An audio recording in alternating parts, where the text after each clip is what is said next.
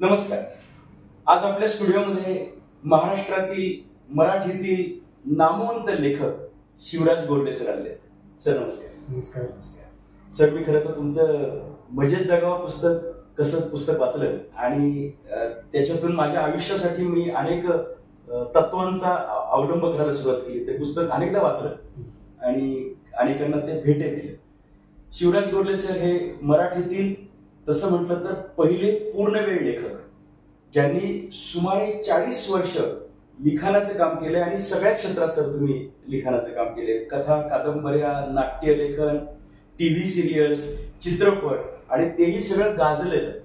म्हणजे थरथराट सारखा चित्रपट, चिमणी पाखर सारखा चित्रपट, कुरिया सदा टिंगलम सारखं नाटक, त्याचं गोलमाल सारखं नाटक जे कायम आपल्याला वर्तमानपत्रात त्याची जाहिरात पाहायला मिळते आणि ते अनेक प्रयोग त्याचे झाले. सर सांगतीलच त्यांच्या बोलण्यामध्ये.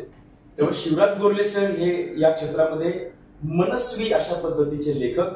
कॉर्पोरेट करिअर सुरुवात त्यांनी केलं, त्याच्यानंतर मग मात्र पूर्णवेळ सर थांबले नाही, लिखाण करत राहिले आणि अजूनही सरांचं लिखाण चालू आहे. परंतु आज आपला विषय आहे तो जरासा वेगळा आहे.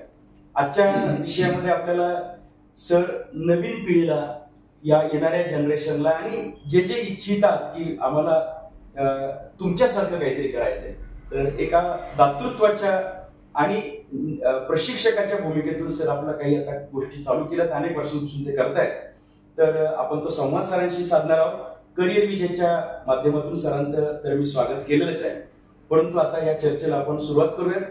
गोरले सरांशी जो संवाद होणार आहे तो मला आत्ताच जरा उत्कंठ लागली आहे की किती आनंददायी होणार आहे. सर, मी असं ऐकलंय की कल्पकथा या विषयावरती तुम्ही कार्यशाळा चालू केल्या आहेत. तुमच्या लिखाणाच्या कार्यशाळा सुद्धा आम्हाला परिचित आहेत. अनेक मंडळींनी त्याचा आस्वाद घेतला, त्याचा अवलंब केला.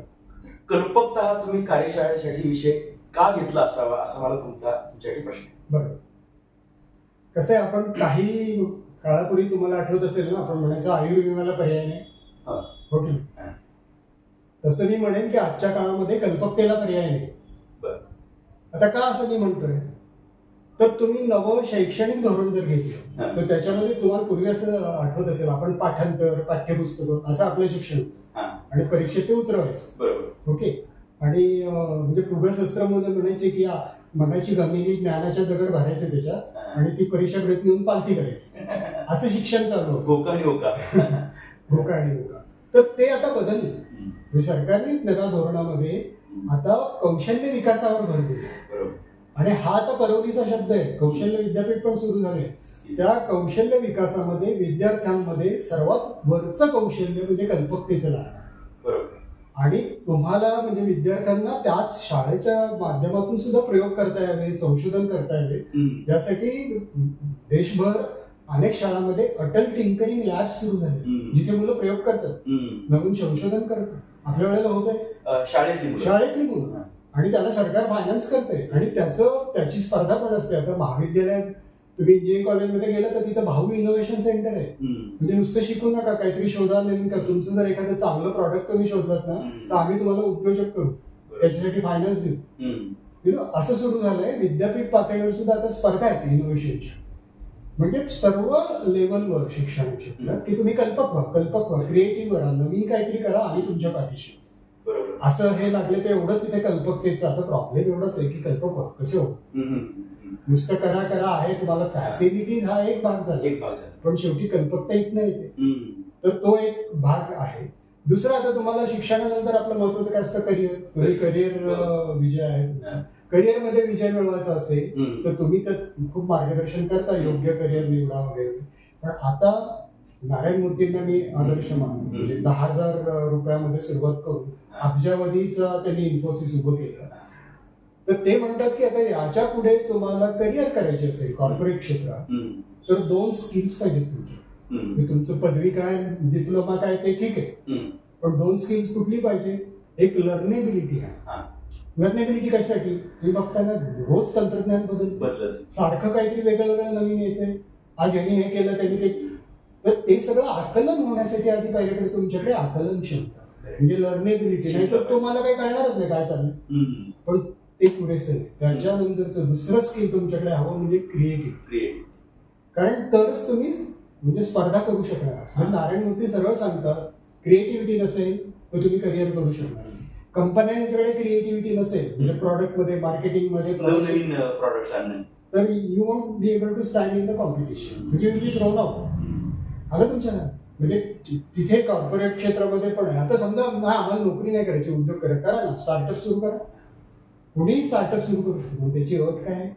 अतिशय सुंदर आयडिया हा, नॉवेल्टी होते. रतन टाटा तर म्हणायचे, तुमच्याकडे जर चांगली आयडिया असेल ना, माझ्याकडे या, मी फायनान्स करतो. पण आयडिया चांगली म्हणजे क्रिएटिव्हिटी. तुम्हाला मी एक उदाहरण देतो. अमेरिकेमध्ये म्हणजे तिथे शेतकरी जे असतात ना, ते आपला माल, ते आपल्याकडे सारखे मार्केट यार्ड वगैरे नसतात, बाजार वगैरे, ते मॉलमध्ये ठेवतात.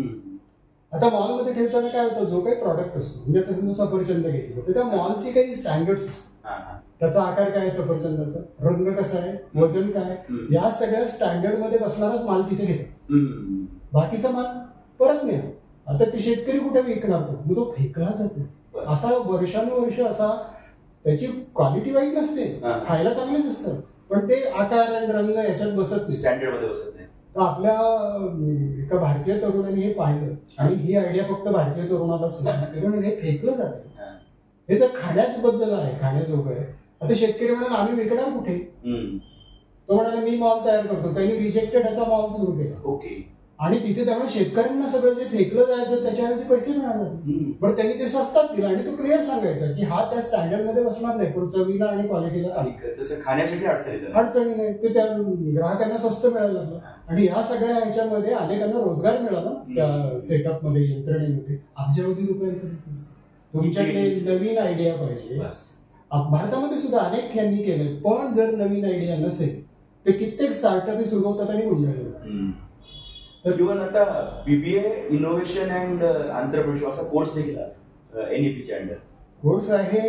इंटरनॅशनल क्रिएटिव्हिटी डे साजरा केला जातो, स्पर्धा वेगवेगळ्या घेतल्या जातात. डॉक्टर माशेलकर ते स्वतः इनोव्हेशनच्या प्रमोट करण्यासाठी प्रयत्न करत असतात. म्हणजे सगळ्या लेवलला त्याला हे आहे. पण महत्वाचं असं की पण ती कल्पकता येणार कुठून, कल्पकवा नवीन आयडिया पाहिजे, पण मग नवीन आयडिया येते कुठून, हा एक मुद्दा. दुसरा मुद्दा तर तुम्ही बघितलं असेल ना की आता तंत्रज्ञान किती वाढलंय, ओके, किती प्रगत झालंय, पण ते लहान मुलांच्या हातात पण आलंय ना. उलट आपण ना आपल्याला टेक्नोसॅव्ही लहान मुलंच झाले, त्यांचं ग्रास्पिंग चांगलं असतं, ते त्याच्यावर अगदी कॉन्सन्ट्रेट करतात.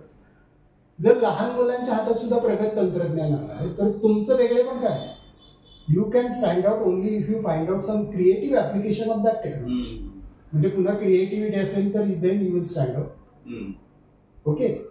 आणि अगदी शेवटचा मुद्दा तुम्ही सांगतो की आता आर्टिफिशियल इंटेलिजन्स आले, कृत्रिम बुद्धिमत्ता, ती काय कमी क्रिएटिव्ह आहे का? तुम्ही बघितलं असेल हल्ली किती व्हिडिओज आलेत ना की ते जनरेटेड बाय आर्टिफिशियल इंटेलिजन्स, आपला विश्वासच बसत नाही. म्हणजे काय, तुम्हाला आता कॉम्प्युटर क्रिएटिव्हिटी सुद्धा सामना करावा लागणार आहे, त्याच्याशी स्पर्धा करायला लागणार आहे. ते निबंध लिहितं, कविता करतं, संशोधन करतं, मग आपण काय करणार? आपल्याला त्याच्यापेक्षा मिळालेला आहे, तो महासंगणक आहे. पण प्रॉब्लेम काय झालाय, तो वापरायचा कसा माहिती नाही. तुमच्याकडे ते आहे पण ती कल्पकता जोपासायला हवी. त्यामुळे मी पुन्हा एकदा म्हणेन की creativity is the key to survival. आणि मग हे कुणीतरी शिकवायला हवं. 1-2 शाळा सोडल्या तर कुणीही क्रिएटिव्हिटीवर काही काम करत नाही. म्हणून मी ही म्हणजे हे इतकं महत्व आहे की जर माणसं रोबोट सारखी काम करायला लागली विदाऊट क्रिएटिव्हिटी तर ते रोबोट करतोय ना. मग आता रोबोट आणि तुमच्यातला फरक काय आहे, तर तुम्हाला मेंदू दिलेला आहे निसर्गाने आणि तो तुम्ही वापरा. पण तुमच्यासारख्यांचं असं म्हणणं आहे की हे नुसता मेंदू बाळगायचा नाही आपल्याला, तर तो क्रिएटिव्हिटी त्याची वापरायची. आणि नोकरी करताना सुद्धा नवीन नवीन कल्पना त्याला वापरावी लागते. दैनंदिन जीवनात गरिबीशी झुंजताना सुद्धा क्रिएटिव्हिटी लागते. सगळ्या अशा पद्धतीने कमी याच्यात बसवायचं ही क्रिएटिव्हिटीच आहे. सर पण आपण असं म्हटलं की काही माणसं क्रिएटिव्ह असतात, ती मग जन्मतः असं असतात, ती पहिल्यापासूनच त्यांचा मेंदू तसा तल्लखपणे जातो. आपण हे पण म्हणतो की काही गोष्टी ह्या शिकून जमत नाही. तर मग क्रिएटिव्हिटी म्हणजे कल्पकता ही शिकवता येते का? हा खूप चांगला प्रश्न आहे. आणि आपण वर्षानुवर्ष काही गैरसमज बाळगलेले आहेत, तर ते दूर करण्याचा आहे. जन्मजात क्रिएटिव्हिटी असते की नाही, आहे, मला होती, ओके. पण त्यात 2 फरक आहे. म्हणजे फरक असा आहे की जी खूप ग्रेट माणसं असतात ना जन्मात, त्याला प्रतिभा म्हणतात. म्हणजे कालिदास प्रतिभावंत होता, व्यास प्रतिभावंत होते, शेक्सपियर प्रतिभावंत होते, रवींद्रनाथ टागोर प्रतिभावंत होते. आपल्याला प्रतिभावंत व्हायचं नाही, पण कल्पक व्हायचं. हा फरक आहे, पातळीतला फरक आहे. पण प्रतिभावंत त्यांना उत्स्फूर्तपणे खूप येते, उत्स्फूर्तपणे. पण आपण आपला मेंदू असा तयार करायचा की त्यातनं उत्स्फूर्त मग आणि कल्पकता या लेवलला येतं. तर कल्पकता शिकवता येते का? तर नाही म्हणेल.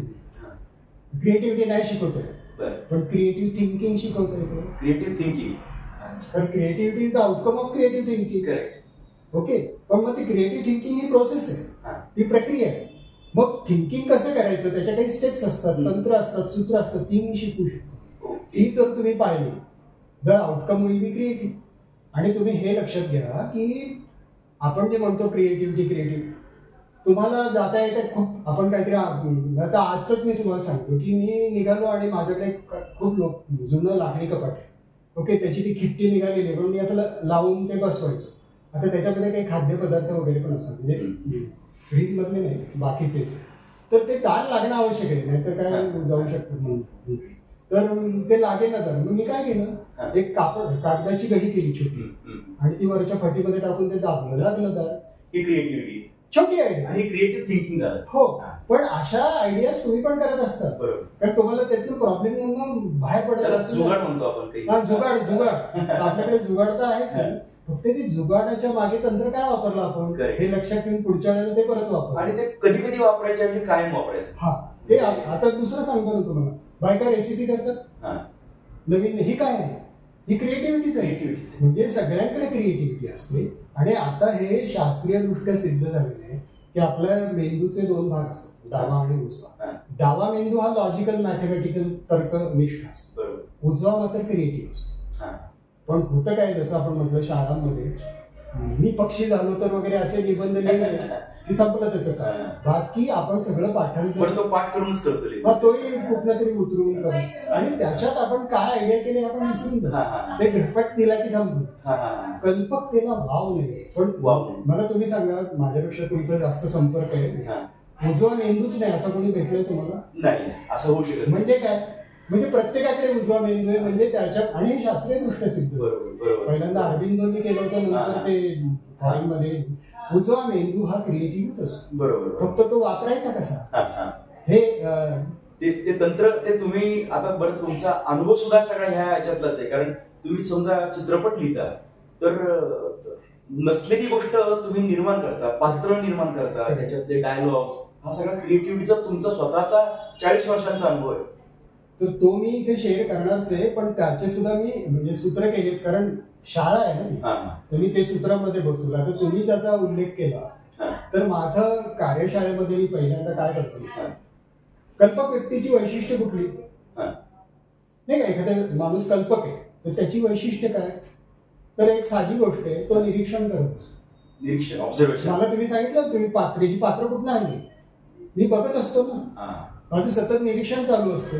आता नग आणि नमुने माझं पुस्तक आहे, व्यक्तींवरली सारखं, त्याला पुरस्कार मिळाला ऑडिओ. हे कुठले आले नग आणि नमुने, हे मी पाहिलेलेच आहेत. त्यांच्यावर क्रिएटिव्ह थिंकिंगच्या आधी निरीक्षण शक्ती. मला असं म्हणायचंय की क्रिएटिव्ह थिंकिंगचे जे काही भाग असतात त्याच्यात कल्पक सवयी, तुमच्या सवयी, वृत्ती, वैशिष्ट्य ही सगळी महत्वाची. साधी गोष्ट आहे. नेहमी उदाहरण दिलं, न्यूटनला गुरुत्वाकर्षणाचा शोध कसा लागला? निरीक्षण. सफरचंद खाली पडताना पाहिलं, पण नुसतं निरीक्षण नाही, ते खालीच का पडतं? प्रश्न. त्यामुळे ऑब्झर्व अँड क्वेश्चन हे मी पहिलं सूत्र सांगितलं. तर आमचे एक शिक्षक कोकणातले होते, ते म्हणायचे, बोलले अहो कोकणामध्ये आमच्या धपाधपा नारळ वरनं पडत असतात, पण नाही कोणाला प्रश्न पडतो खालीच का पडतो, पडतातच खाली. त्यात काय तेव्हा असं त्यांना वाटतं. पण तुम्ही निरीक्षणातलं निसर्गाचं निरीक्षण केलं, तुम्ही गावातली मुलं बघा जास्त क्रिएटिव्ह असतात. बरोबर, कारण ती सतत बघत असतात, पक्षी कसे उडतात, भक्ष्य कसं मिळवतात. एक साधं उदाहरण देतो, आपल्या पुण्यातलेच एक जण होता, त्याला विद्यार्थी दशेमध्ये ना फुलपाखरांचा छंद होता, म्हणजे मागे. पण त्याने प्रश्न काय केला, फुलपाखरं विशिष्ट फुलांवरच का बसतात? ओके, प्रश्न पडला त्यांना निरीक्षण केल्यानंतर. निरीक्षण, आणि तोच प्रश्न त्यांनी फॉलो केला आणि आज तो जागतिक कीर्तीचा त्या विषयातला संशोधन. Observe and question. पण आपल्याकडे प्रश्न विचारायला गप्पा बसा संस्कृती मुलं म्हणतात त्याला, गप्पा बसा संस्कृती. कशाला प्रश्न विचार, वर्गाचा वेळ घालवू नका. आणि मग रोबोट सारखंच जगायचं. पण आता मजा अशी झाली, तुम्ही मगाशी उल्लेख केला की आजचीच बातमी रोबोट शिव्या पण द्यायला लागला. अच्छा, मग आता आपल्याला काय करायचं म्हणजे तो आपल्याला इतका कॉम्पिट करणार आहे. बरोबर. त्याचं आता संशोधन चालू आहे की तुम्ही त्याला काय फीड केलं होतं. त्यांची मर्यादा असे की जो डाटा फीड केला तो त्याच्यापुरता तो मर्यादित. पण आपलं निरीक्षण असं की आपण नवीन नवीन शोधू शकतो. बरीचशी संशोधनं निरीक्षणात न राहिली. तर माझ्या कार्यशाळेतला पहिला भाग, आणि अशी अनेक सवयी वैशिष्ट्य आहेत. त्यात माझी उदाहरण सकारात्मक वृत्ती आहे, संवेदनशीलता आहे, सौंदर्य दृष्टी आहे, विनोद बुद्धी आहे, विनोदात कलाटणी दिली जाते. ही सगळी वैशिष्ट्य मी सांगत असतो. आणि मग ती आत्मसात कशी करायची, त्याचा फायदा नेमका कसा होता, हा माझ्या ह्याचा कार्यशाळेचा पहिला भाग असतो. आता दुसरा भाग जो येतो ना त्याला मी विचार कौशल्य. शेवटी सुचणं म्हणजे काय असतो, विचारत असतो ना आपल्याला सुचतं काय, विचार किंवा कल्पना. तर हे विचार कौशल्य म्हणजे विचार करण्याचं कौशल्य. तर एडवर्ड डी बोनो म्हणून खूप गाजलेले त्यांचे तिकडे स्वतंत्र संस्था आहेत, विद्यापीठात कोर्सेस आहेत. लॅटरल थिंकिंग म्हणून त्यांनी हे केलं की तुम्ही आपण काय करतो ना सरधोपट विचार करतो, वेगळा विचार करायचा, तिरकस म्हणून विनोद बुद्धी पण आहे की तिरकसपणा येतो तुमची. आणि प्रश्न असं का तसं का नाही, असं केलं तर काय होईल, ही प्रश्नांची वृत्ती. तर कसं आता मी एक उदाहरण देतो की कसं आहे का याच्यामध्ये चालू होतं त्याला पीएमटी म्हणजे शहरातल्या बसेस असतात, तर ट्रान्सपोर्टचा प्रॉब्लेम असतो, बसेस कमी आहेत. लोक एकाने काय सजेस्ट केलं, तुम्ही असं करणार शहरातल्या बसेसमध्ये सीट्स ठेवूच नका, सगळे स्टँडिंग. पण तू काय म्हणाला, सीट नाही मिळेल तर आपण उभं राहतो पाऊन तासाचं. आता ह्याला काय म्हणतात, आपण काय करतो, एखादं कोणी हे सांगितलं ना सोल्युशन की त्याचं प्लस मायनस बघतो, त्याचे फायदे काय तोटे काय. क्रिएटिव्ह थिंकिंग मध्ये प्लस आम्ही PMI म्हणतो, प्लस मायनस इंटरेस्टिंग, हा एक अँगल बघा. आता हे काय ना सगळेच उभे राहिले तर काय, हे ह्याचे फायदे काय तोटे काय, हा पुढचा प्रश्न. ते इंटरेस्टिंग आहे आणि नवीन मुद्दाम पॉझिटिव्ह, निगेटिव्ह आणि इंटरेस्टिंग शोधायचं. याला मी विचार कौशल्य. बरोबर. आणि अशी अनेक तंत्र म्हणजे छत्री काळीच असायची पूर्वी, आता वेगवेगळ्या कलरची नाही. आता त्याचं कारण सांगतो मी पुढे. तर त्याचं पुढचं कारण म्हणजे तुम्हाला ही अशी विचार कौशल्य मी सांगतो. म्हणजे पहिल्यांदा वृत्ती सवयी वैशिष्ट्य, मग विचार कौशल्य. आता मी फक्त उदाहरणं देतो, कार्यशाळेला कोण आहे. पण तुमची कार्यशाळा रंजक असणार आहे. ते आता काय मी विनोदी आहे ना, म्हणजे विनोद हा स्थायी भाव. आणि हसत आता सगळे म्हणायला लागले शिक्षण आनंददायी असले पाहिजे. अरे तुम्ही का केलं ते गंभीर, आम्ही कधीच गंभीर नाही केलं, मग आम्ही वात्रट ठरायचो ते. बरोबर. पण आम्ही हुशार पण होतो ना, म्हणजे तुमचं हसत खेळत शिकता म्हणजे चांगलं शिक्षण होतं, कारण त्याला मेंदू रिलॅक्स असतो, रिलॅक्स क्षमता वाढलेली असते आणि त्याच्या मनात विचार येऊ शकतात. आणि मग कल्पकता तिथनच येते ती खासी खेळ करत. तर तुम्ही जे जो प्रश्न केला की छत्री काळी होती, तर माझा तिसरा जो पंक्ती त्याला मी म्हणतो कल्पकतेची तंत्र. कल्पकतेची तंत्र काय की आता उदाहरणार्थ म्हणजे छत्रीकडे मी नंतर येतो, आम्ही नेहमी उदाहरण देतो ते टेबलाचं. पारंपरिक टेबल वर्षानुवर्ष कसं होतं, लाकडाचं 4 पाय होते आणि फ्लॅट सरफेस होते. आता प्रश्न विचारायचा लाकडाचं का, ते काय लाकूड अवेलेबल असतं आणि हाताने करता येतं. पण आता जेव्हा लोखंड उपलब्ध झालं, मशिनरी आली, मग लोखंडाचं का नाही, काचेचं का नाही, प्लास्टिकचं का नाही, याच्यातनं वेगवेगळी टाईपची टेबल आली. पण त्यापेक्षा महत्वाचं सपाट पृष्ठभागाला काही करू शकतो, कारण त्याचा वापर नाही तर आपण करतो, म्हणजे त्या वैशिष्ट्याला हात नाही लावायचा. ओके. पण 4 पाय का, बॅलन्स पाहिजे ना. आपण 2 झाड जर 2 बाजूला ठेवले तरी बॅलन्स होईल, मध्ये 3 ठेवलं तरी बॅलन्स होईल. 1 ठेवला तुम्ही इराण्याच्या हॉटेलमध्ये वेगळं स्वरूप झालं त्या टेबलाचं, म्हणजे 4 पायच का, याला आम्ही काय म्हणतो तंत्र, चॅलेंज द असम्पशन. म्हणजे जी डेफिनेशन आहे त्यालाच चॅलेंज किंवा चॅलेंज द असम्पशन. जे प्रश्नच विचारला असं काय, असं केलं तर काय होईल, पण चॅलेंजिंग आहे. आता त्याच्यातनच पुढचा भाग आला, फळा आपण गृहीत करतो तर काळाच असतो. बरोबर. काळा मग त्याशिवाय ते खडून लिहिलेलं दिसणार, पण मग खडूनच लिहिलं पाहिजे कोणी सांगितलं. करेक्ट. व्हाईट बोर्ड आला आणि त्याला अपोजिट कलर्स आले. ओके. आता तुमचा प्रश्न, छत्री काळीच का, प्रश्न विचारलेला नाही, काळी तर ती होती काळी, पण मग रंगीत करता येईल. पण पुन्हा तुम्ही त्याच्यात पाहिलं असेल की पुरुष मंडळी काळीच प्रिफर करतात, बरोबर. बायकांना त्या छोट्या नाजूक छत्र्या, म्हणजे त्यांच्या जसं आता आपण म्हटलं ना की डिझाईनची, साड्यांची, फुलांची आवड कोणाला असते, पण ही सगळी आवड त्याच्यात मग स्त्रिया, आणि ती लाईट पण झाली ना हलकी. बरोबर. म्हणजे त्या प्रश्न विचारण्यातून challenge the assumption, challenge the definition, ही जी तंत्र आहेत, अशी अनेक तंत्र आहेत. एक आणखी तुम्हाला सांगायचं झालं तर कॉम्बिनेशन. तुम्हाला आठवत असेल पूर्वी एक प्रॉडक्ट असायचं, रेडिओ आणि घड्याळ एकत्र केलं, 2 in 1 झालं. ते आपल्या लहानपणी ते पाहिलं. त्याला मागणी आली, सोफा कम बेड आला, मग ग्राइंडर, मिक्सर सगळं एकत्र करून 3 in 1 आलं. म्हणजे समस्या सोडवायला गेल्यानंतर क्रिएटिव्हिटी, समस्या सोडवायची, पण त्याच्यामध्ये नुसती समस्या सोडवायची नाही, नाविल्टी पण पाहिजे. आपल्याला नाविन्याची पण आवड असते. बरोबर. समस्या सुटली तर आनंदच आहे. ट्यूबलाईट पूर्वी फक्त अशी सरळ असायची, आता त्याच्यात अनेक प्रकार आले. नुसते प्रकार नाही आले, तर ते हे गेलं तर काय असतं, स्टार्टर लागतच नाही. पण हे कसं आहे नवले साहेब, हे तंत्रज्ञानाचे हे तंत्रज्ञान, पण ते संशोधन करतच असतं. आता कोरोना आपण वाचलो कशामुळे, ही लस रेकॉर्ड टाइम मध्ये केली ना त्यांनी. आणि तुम्हाला माहिती नसेल, त्याच्यात सुद्धा एक छोटं तंत्र त्यांनी वापरलं. त्यांनी सगळे इथे नाही सांगू शकत, पण त्यांनी जो काय ते हे वापरायचं असतो ना, जीन्स का डीएनए काहीतरी, तो पूर्ण न वापरता तुकडा वापरला. आणि त्याच्यामुळे त्याला कळलंच नाही की हा याचा आहे, आणि लस तयार झाली. म्हणजे एक छोटी क्रिएटिव्हिटीनं कोरोनाची लस रेकॉर्ड टाइम मध्ये तयार झाली, आणि तुम्ही आम्ही वाचलो. म्हणजे क्रिएटिव्हिटी ही तर सर्वायवल. आपण आतापर्यंत जे जगत आलो, इतकी निसर्गाची वादळं, अमुक तमुक सगळं असते, त्याला आपण कसं पार पाडू, काहीतरी त्याच्यावर आपण सोल्युशन काढतो. पण नुसतं सोल्युशन काढणे, संस्कृती सुद्धा वाढते. आता साहित्य, कला हे काय आहे, ही संस्कृती पण नाही, ती माणसाची संस्कृती आहे. मी तर असं म्हणेन ना की थोडं बायबलचं वचन आहे, God created man in his on image, असं बायबलमध्ये. म्हणजे देवाने विश्वाची निर्मिती केली आणि माणसाची निर्मिती केली, पण माणसाला निर्मितीची कला दिली. त्यांनी ही प्रतिसृष्टी उभी केली. आता किती वस्तू, किती सगळी जीवनशैली बदलली आहे, पण हे कुणीतरी क्रिएटिव्ह थिंकिंग केलं म्हणून. आज असं झालंय की प्रत्येकाला क्रिएटिव्ह थिंकिंग आवश्यक आहे. तुम्ही जर हे शिकवलं, समजा आपण बॅचेस मध्ये शिकवले, तर त्या लोकांना त्यांच्या वैयक्तिक आयुष्यात त्याचा उपयोग होणार आहे. प्रत्येक ह्याच्या, म्हणजे मी इनफॅक्ट आता जशी मी लेखनाची कार्यशाळा घेतली, तर कित्येक लोक आहेत की ज्यांनी पूर्वी एक ओळी लिहिली, त्यांचं आता पुस्तक प्रकाशित झालं. बरोबर. एकाने ऍडव्हर्टायझिंग एजन्सी सुरू केली, एक मृणाल मापुसकर म्हणून, तिला पकठ माहित नव्हतं, पटकथेत ती आता वेब सिरीज लिहिते. आणि माझा प्रयत्न हाच आहे की अरे तुम्ही हे वापरा, म्हणजे मी जे देतोय का तो खरा आनंद आहे. आणि शिकवल्यामुळे त्या लोकांमध्ये असलेला तो स्पार्क तो अजून प्रफुल्लित होणार, प्रज्वलित होणार. कसं असतं, आपल्या मेंदूला खाद्य हवंच असतं, पण आपण ते देत नाही. त्यामुळे मेंदू म्हणतो जाऊ दे ना, तुला गरज नाही तर मी कशाला काम करू, तर ते राहतं. आणि त्याच्यातला शेवटचा जो मी प्रकार सांगतो ना, त्याला तुम्ही त्याच्याकडे येत आहे, कल्पक समस्या परिहार नावाचं. ओके, अच्छा.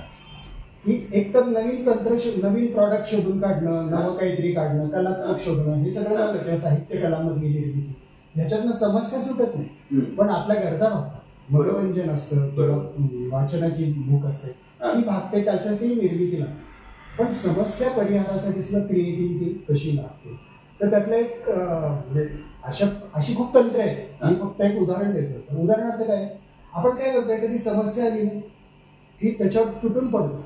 आता आपण झोकं लोडतो, आयडिया करतोय. काही वेळा आमचं पहिलं तंत्र असं आहे की सोपा उपाय शोधा. तो शोधून आपण बाकीचं काय काय करत असतो, म्हणजे ताण न घेता. हो. तर त्याचं एक उदाहरण कसं आहे की एका गावामध्ये ना, ते जंगलाच्या जवळ होतं, तर अचानक हत्तींचा उपद्रव सुरू होता. हत्ती यायचे आणि रात्री सगळं तोडून, रात्रीच यायचे, सगळं पिकं तोडून वगैरे जायचं. लोकांना कळेल ना, आता वन म्हणाला आम्ही किती रात्रभर कोणाला इथे संरक्षण देईल. वनाधिकाऱ्यांनी काय केलं म्हणजे सोपा उपाय शोधा. कसा, ते म्हणाले हत्तींना मधमाशांची भीती असते. बरोबर. त्यांनी गावातल्या लोकांना मधमाशांचा आवाज काढायला शिकवलं. ओके. मग 10 बॅचने एक तासभर मधमाशांचा, पण त्यांना मजा पण वाटायला. म्हणजे त्यांनी ते सुरू केलं. हत्ती ते आवाज ऐकून हत्ती येईन असे झाले, आणि मग काही काळाने थांबलीच. सोपा उपाय शोधा. सोपा उपाय, त्याला काय रॉकेट सायन्स न वापरता सहजपणे त्यांना सुचतं. मी माझे एक उदाहरण देतो. तर मी 4थ्या मजल्यावर राहतो आणि मी पूर्वेच्या बाजूला. तर नॉर्मली काय करतात, ग्रिल लावतात. बरोबर. आता ती ग्रिल कशासाठी असते की मुलांनी वाकून ते पडून नाही वगैरे. तर माझ्याकडे मी एकटाच राहतो. बरोबर. आणि मला ते पश्चिमेचा सूर्य, झाडी सगळी खूप छान आहे, तर ते झोपड्यावर बसून ते बघायचं.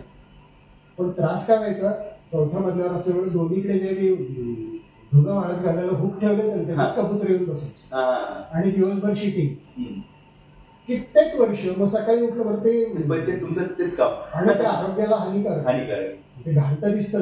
मग मी पहिलं आपलं उठलं की ती गॅलरी म्हटलं ते आपण कल्पक आहोत म्हणजे फक्त कथा कादंबऱ्याच लिहायचे का. प्रॉब्लेम पोलीस असं मी तुम्हाला कळलं कपाटाचं सांगितलं. ह्याला काय करता येईल, मी काय केलं माहिती नाही म्हटलं त्या कबुतरांना बसता नाही आलं.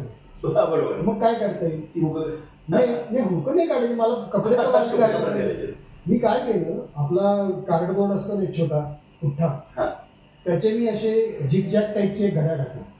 आता ते झिकझॅक केल्यामुळे त्यांना बसता येईल, पण ते तिथे ठेवून मी त्याला फक्त सुतळी आणि रबर बँडनी त्या हुकावर ते झिकझॅक बसवून कबुतरांना बसता येईल. माझा प्रॉब्लेम सुटला, ते बसले नाही की मग बसले पण नाही. त्याच्यामुळे मी म्हणजे सांगण्याचा मुद्दा असा की सोपा उपाय शोधा आणि अशी मी असंख्य उदाहरणं तुम्ही कार्यशाळेत सांगा. त्याच्यामुळे ती उदाहरणं तुम्हाला त्याच्या टाईपचं पॅरलल समस्या आली की ते आठवतं. ओके. आणि त्यामुळे असं माझं आणि हे दैनंदिन जीवनात उपयोगाचं आहे, करिअरमध्ये उपयोगाचं आहे आणि तुमची स्वतःची ओळख करण्यासाठी उपयोगाचं आहे क्रिएटिव्हिटी. तर सर आता ही कल्पकता किंवा क्रिएटिव्हिटी ते तुम्ही कार्यशाळा घेताय, याचं स्वरूप कसं असेल आणि आता तुम्ही सांगितलं काय शिकवता, पण स्वरूप कसं असेल? नाही तर पहिलं आता स्वरूपाबद्दल बोलतोय आपण तर दोन गोष्टी मी सांगतो. जसं तुम्हाला मगाशी मी म्हटलं की तुमचा अनुभव तुम्ही द्या. म्हणजे मी जी सगळी सांगतोय ना ही तंत्र आहे जी पाश्चात्यांनी शोधलेली आहे, काही थोडी मी शोधलेली, पण माझा अनुभव सांगून मी त्याला ते म्हणजे कसं हे करणार, इंटरेस्टिंग कसं करायचं. म्हणजे स्वरूपामध्ये मी इंटरेस्टिंग करण्याकडे थोडा आधी मग ते आता उदाहरण तुम्ही थरथराटचा उल्लेख केला, सुपर डुपर हिट. तो टकलू हैवान अजून जसं तिकडे गब्बर होता हिंदी तसं मराठीत टकलू हैवान एक्झॅक्ट म्हणजे मराठीतला सगळ्यात लक्षात राहिलेला खल्ला आहे टकलू हैवान. ओके. आता आम्हाला थरथराटची कल्पना कशी सुचली तुम्हाला आश्चर्य वाटेल आणि ते सगळं मी ही सगळी रहस्य मी माझ्या कार्यशाळेत सांगणार. महेश कोठारेच्या आई काय एकदा आमची चर्चा झाली म्हणाले अरे शिवराज नांडगा आला गोष्ट आहे त्याच्यावर पिक्चर होऊ शकतो. बरोबर. ती गोष्ट काय, तो मेंढपाळ मुलगा असतो, तो खोटा ओरडतो लांडगा आला, सगळे लोक येतात काट्या बिट्या घेऊन बघतात तो कोणी नाही. असं 2-3 वेळा तो गंमत करतो, पण खरा लांडगा येतो त्यावेळेला कोणी येत.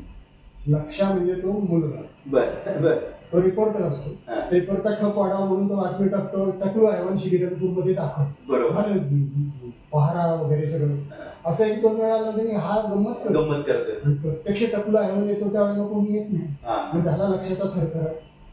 लांडगा आला रे आला आणि त्याच्यावर कोट्यावधीचा बिझनेस केला. म्हणजे महेश कोठारेंच्या आईने सहजपणे सांगितलेली संकल्पना तुम्हाला ती लढवावी लागते. पण तुम्हाला एक कळलं असेल ना, अशा कितीतरी गोष्टी आहेत. ससा आणि कासवर कथा काढलेल्या आहेत अनेक, म्हणजे ते विहिरीतनं कुऱ्हाड काढतात त्याच्यावर खाली मध्ये, तर अशा पंचभूतांना पाहिजे तेवढ्या कथा आहेत. तसं त्या दृष्टीने पाहायला पाहिजे आणि तुम्हाला उदाहरणं दिली की तुम्हाला त्याच्यात पुढे मग ते पटकथेची तंत्र असण्यासाठी मी पटकथा लेखन कार्यशाळा तो एक भाग आहे. आणि दुसरं आणखीन एक मजेशीर मी असं करतो, ते पुन्हा वृत्ती सवयी वैशिष्ट्यशीर आहे. क्रिएटिव्ह माणूस असतो तो कोडी सोडवतो. बरोबर. ते मेंदूला खाद्य असतं, तर मी काय करतो, मी पण छोटी छोटी कोडी तयार करतो आणि प्रत्येक दिवशी त्यातले 1-4-5 छोटी मी कोडी देतो, पण अतिशय सोपी कोडी. म्हणजे काय रिकाम्या जागा. एक उदाहरण देतो म्हणजे तुम्हाला कळेल की कार्यशाळा कशी होईल. की मी काय सांगतो की मांजर म्हणतो डोंगर डॅश, इथे शब्द बघा रिकाम्या जागा बघा. बरोबर.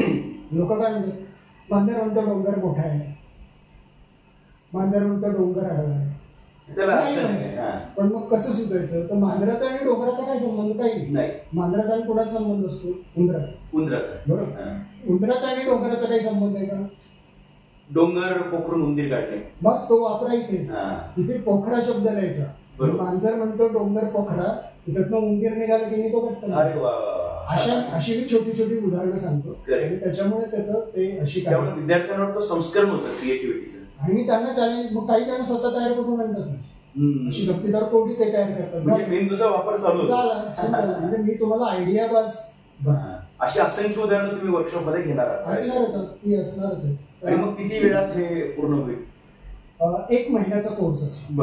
ओके. 1 महिन्याचा कोर्स. पण मी त्याची रचना अशी केली की प्रत्येक आठवड्याला 2 दिवस.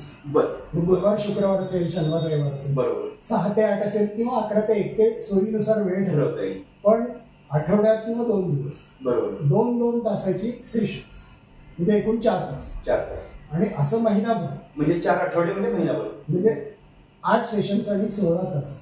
आता हे मी अरेंजमेंट का केली की काही मी अशा असाइनमेंट देतो की उद्या करू नका, करेक्ट, आणि तुम्हाला ग्रास्पिंगला वेळ देण्यासाठी आठवड्यात ऍब्झॉर्ब व्हायला पाहिजे. तुम्ही नाही तर सलग 8 तास शिकवलं तर उतरून जातो, इकडून तिकडे गेले वारे होत असं. पण मग ते क्रिएटिव्ह होण्यासाठी म्हणून मी ही रचना केली. म्हणजे 16 तासांमध्ये त्या विद्यार्थ्यांना तुम्ही कल्पकता शिकवणार आहात, क्रिएटिव्हिटी शिकवणार आहात, कल्पकता कशी येते, क्रिएटिव्ह थिंकिंग शिकवणार, क्रिएटिव्ह थिंकिंग शिकवणार आहात. निश्चितपणे ते फायदेशीर होईल. आणि त्याचा आजपर्यंत त्यांनी जो वापर नाही केला ज्या अर्थाने, तर तसं होऊ शकेल की या प्रक्रियेतून त्यांना कल्पकता त्यांचा श्वास बनून जाईल. नाही काय होतं माहिती का, तुम्ही ती छंदच लागतो, छंद लागतो, ते इंटरेस्टिंग आहे आणि आपल्याला हे जमतं कळलं की उत्साह वाढतो. त्यामुळे तुम्हाला त्याचं व्यसनच लागतं क्रिएटिव्ह. आता मला काहीतरी क्रिएटिव्ह केल्याशिवाय स्वस्त बसवतच तुमची आता दैनंदिन उदाहरणं पण सांगितली, चित्रपट लेखन याच्यातले सुद्धा उदाहरणं सांगितली, आणि ही सगळी गाजलेली कलाकृती झाल्या. आणि ते कसं असतं, एकदा वळण पडलं मेंदूला तुम्हाला आटापिटा करावं लागतं, सहजतेने येते. ते वळण देण्याचं काम आमच्या या कार्यशाळेत. Yes sir. आणि आता ते लगेच चालू होतंय का, ते चालूच आहे तुमच्या कार्यशाळा? नाही, एक झालेली आहे, ती ट्रायल म्हणून केली, पण आता लवकरच सुरू होती. सर आम्हाला असं वाटतं की आपण मग ते आता लवकरात लवकर या बद्दलची गोष्ट करिअर विजयच्या दर्शकांना सांगू आपण. आणि तुम्ही मगाशी म्हटलं होतं त्याप्रमाणे मग हे कळवायचं असेल तर आपल्या डिस्क्रिप्शन मध्ये आपण हे टाकू की नेमकं कुठे असेल, कशा पद्धतीने पहिला दिवस कोणता असेल, म्हणजे सुरुवात कधी होईल आणि संपर्क कोणाला करायचा हे सुद्धा आपण त्याच्यात टाकू. काय की ही एवढी असामान्य उंचीची माणसं जेव्हा लेखन साहित्यामध्ये निर्मिती करतायत तेव्हा अशा पद्धतीचं कौशल्य नवीन पिढीकडे यावं, किंवा ज्यांची इच्छा आहे की आम्हाला पण हे करायचंय, तर तसं लेखन कार्यशाळा असेल किंवा कल्पकतेची कार्यशाळा असेल, अनेक प्रकारच्या कार्यशाळा सर तर ह्या सगळ्या गोष्टी करून बसलेले आहेत. त्यामुळे मला असं वाटतं की सरांसारखी बेस्ट सेलर पुस्तकं लिहायची असतील तर लिखाणाची कार्यशाळा आहे. सरांसारखी कल्पक वृत्ती ठेवून काही नवीन कलाकृती, चित्रकृती, साहित्यकृती तयार करायची असतील, आणि त्यांनी जो उल्लेख केला की आता बदलता काळ असा आहे की आपलं करिअरच आता क्रिएटिव्हिटीवरती अवलंबून आहे. इनोव्हेशन्स तुमच्याकडे असतील तर तुम्हाला मार्केटमध्ये जास्त व्हॅल्यू असणार आहे, असलेला व्यवसाय तुमचा सुधारणार आहे. सर याला वयोगटाचे काही बंधन नाहीये, काय म्हणजे प्रत्येक व्यक्ती, आता शाळा आता सुट्ट्या चालू होत आहेत, उन्हाळ्याच्या सुट्टीमध्ये मुलं याच्यात सहभागी होऊ शकतात. पालक अनेकदा असं होतं की मुलगा आला त्याचे पालक पण आले, असंही होऊ शकतं. कारण शेवटी पालक शिक्षकांवर जबाबदारी आहे की मुलांना प्रोत्साहित करायचं. शिक्षक कळलं तर ते मदत करू शकतात, म्हणजे शिक्षक देखील करू शकतात, कंपन्यांमध्ये काम करणारे आस्थापनातले HR मॅनेजर ह्या गोष्टी करू शकतात, उद्योजक करू शकतात. मी तर म्हणेल की सर्वसामान्य सगळी माणसं अशा पद्धतीची कार्यशाळा करू शकतील. आणि याच्यात आनंद आहे ना, मुळात आनंद आहे, शिकण्यातला आनंद घ्या. मी नेहमी सांगतो, मी लेखक का करतो, मी लिहिण्यातला आनंद घेतो, व यश नंतर येतो. करेक्ट. आणि हा आनंद मात्र मोजक्याच लोकांना मिळतो. सरांची इच्छा आहे की आपल्या समाजातल्या सगळ्या मंडळींनी हे सगळं शिकावं, आणि म्हणून आता आपण जो संवाद साधला त्या संवादाचा सुद्धा गाभा असा होता की सरांच्या आतापर्यंतच्या वाटचालीमध्ये हे कसं झालं, नेमकं कशा पद्धतीने तुम्ही हे लिखाण केलं किंवा नवनिर्मिती केली हे समजावून घ्यायचं होतं. आणि अशा पद्धतीचं आपलं करायचं असेल तर आपण सरांकडनं काय घेणार आणि कसं घेणार. 16 तासांची ही कार्यशाळा आणि करिअर विजय देखील याच्यात निश्चितपणे आम्हाला असं आनंद वाटेल की, कारण आम्ही सुद्धा लिखाण केलं, आम्ही मध्ये शॉर्ट फिल्म्स केल्या होत्या. आम्हाला असं वाटलं की आम्हाला मेंटॉर हवाय, अशा पद्धतीचं मार्गदर्शन जर मिळालं तर शॉर्ट फिल्म मध्ये आम्ही न चित्रपट देखील करू शकतो. सो ही कार्यशाळा आता जाहीर होते. डिस्क्रिप्शन मध्ये तुम्हाला संपर्क क्रमांक हे पाहायला मिळतील, आणि शिवराज गोरले सरांच्या या कल्पक असण्याचा आपल्या सगळ्यांचा उपयोग होऊ शकेल आणि आपण देखील कल्पक होऊ. सर आपण खूप चांगला संवाद केला. माझी खूप दिवसांपासूनची इच्छा होती तुम्हाला भेटायची, आणि मजेत जगावं कसं आहे माझ्यासाठी तर म्हणजे माझ्या घरात माझ्या पुस्तकाच्या दालनामध्ये असलेलं महत्वाचं पुस्तक आहे. त्यामुळं हे मला माझ्या मॅनेजमेंटच्या विषयात शिकवायला उपयोगाला आलं. सो गोरले सर आज आपल्या स्टुडिओमध्ये आले, करिअर विजयच्या स्टुडिओमध्ये आले, त्यांनी संवाद केला, त्यांनी त्यांच्या कार्यशाळेची माहिती दिली. निश्चितपणे अनेक मंडळी याचा लाभ घेतील आणि आपण सगळेजण अशा नवनिर्मितीमध्ये सहभाग. सर धन्यवाद.